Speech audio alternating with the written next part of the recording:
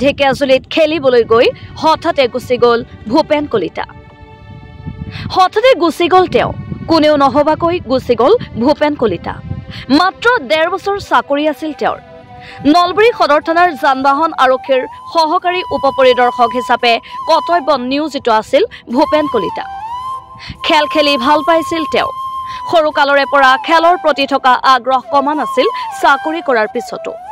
নিজৰ কৰ্তব্য সুচাৰুৰূপে পালন কৰাৰ সমান্তৰালকৈ দেশৰ বিভিন্ন প্ৰান্তত হোৱা খেলত অংশগ্ৰহণ কৰিবলৈ গৈছিল ভূপেন কলিতাই। একেদৰে দুদিন পূৰ্বে ঢেকিয়াজুলিত অনুষ্ঠিত এখন খেলত অংশগ্ৰহণ কৰিবলৈ গৈছিল তেওঁ। ঢেকিয়াজুলিত জিলা ভিত্তিত অনুষ্ঠিত ভেটাৰান খেলত কালি অংশগ্ৰহণ কৰি দুটাকৈ পদকো লাভ কৰিছিল তেওঁ। তাৰ পিছতে নিশাৰ আহাৰ গ্ৰহণ কৰাৰ পিছতে তেওঁ হঠাতে অধিক অসুস্থ হৈ পৰে। লগে লগে তেওঁক চিকিৎসালয়ত ভৰ্তি কৰোৱা হয় যদিও চিকিৎসকে মৃত বুলি ঘোষণা কৰে ভূপেন কলিতাক। ভূপেন কলিতাৰ মৃত্যুৰ খবৰ বিয়পি পৰাৰ পিছতে শোকত ম্ৰিয়মান হৈ পৰিছে নলবাৰী সদৰ আৰক্ষীৰ লগতে ক্ৰীড়ানুৰাগী লোকসকল। নলবাৰী সদৰ আৰক্ষীৰ যান-বাহন উপ পৰিদৰ্শক হিচাপে কৰ্তব্য নিয়োজিত আছিল তেওঁ। 2 সন্তানৰ পিতৃ ভূপেন কলিতাই হাই জাম্প, লং জাম্প, ট্ৰিপল জাম্প, ওজন দলীয়কে ধৰি কেইবাটাও খেলত অংশগ্ৰহণ কৰিছিল।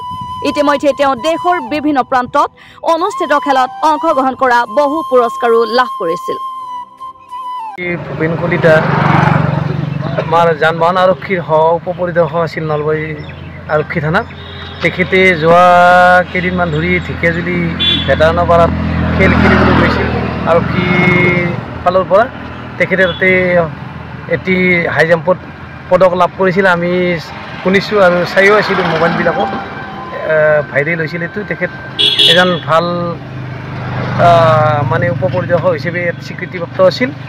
তেখেতো হঠাৎ তাত খেল খেলি থাকোঁতে হাৰ্ট এটাক হৈ তেখেতৰ ঢলি পৰে আৰু তাত মৃত্যু হয়।